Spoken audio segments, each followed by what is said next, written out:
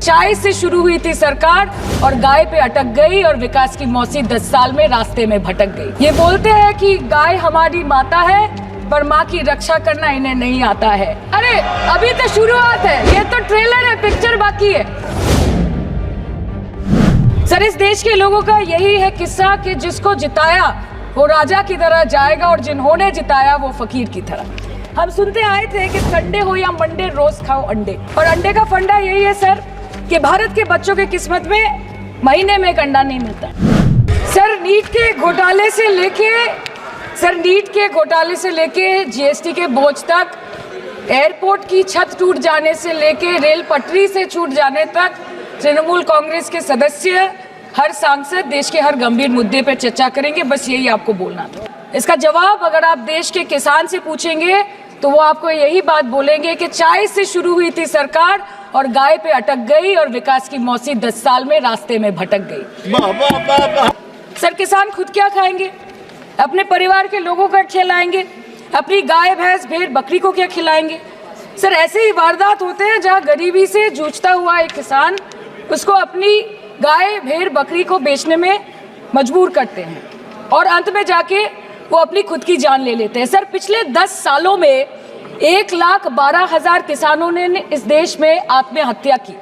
NCRB की एक report के अनुसार 10 साल में हर दिन इस देश में एवरेज में 30 किसान हर दिन अपनी जान ले लेते हैं। सर, इस देश के लोगों का यही है किस्सा कि जिसको जिताया वो राजा की तरह जाएगा और जिन्होंने जिताया वो फकीर की तरह। सर, ये बहुत गौरक्षा की भी बातें करते हैं। देश के लोगों को ये पता होना चाहिए that there is a fodder crisis in India and the union minister has himself stated in a written reply in Rajya Sabha that yes, the country is deficit in fodder. So it means that cows are dying without food in government owned goshalas, especially the BJP ruled state. तो sir, पहले खाना ही नहीं मिला, fodder crisis, फिर मिल भी जाए तो इतना महंगा कि किसान खरीद ही नहीं पा रहा है, फॉडर इन्फ्लेशन, और सर खाना मिल भी जाए तो पशुओं की बीमारी।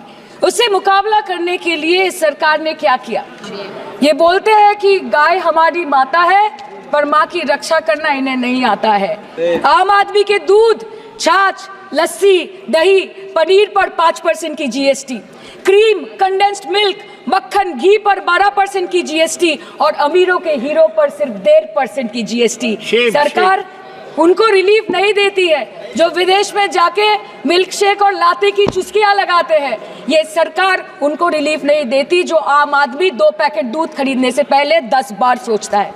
सर, बचपन से हम सुनते आए थे कि संडे हो या मंडे रोज खाओ अंडे। India rank 2nd in egg production in the world, और अंडे का फंडा यही है सर कि भारत के बच्चों के किस्मत में महीने में एक अंडा नहीं मिलता। मिड डे मील के चलते हफ्ते में अगर एक आध अंडा मिल भी रहा था तो कहीं धर्म के नाम पे तो कहीं महंगाई के चलते उसे बंद करने की मांग उठ रही है। सर, अंत पे आते हैं मच्छी पे। आप लोगों को ज्यादा पसंद नहीं, पर हम क्या करें, हम तो माछे भाते बंगाली है, हमको तो बोलना ही पड़ेगा।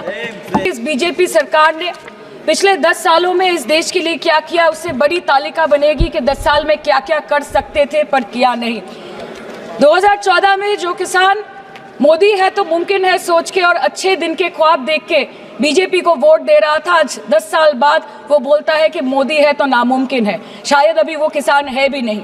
तो इसीलिए मैं बोलना चाहती हूँ कि समय बड़ा महत्वपूर्ण होता है अध्यक्ष महोदय, और बड़ा बलवान।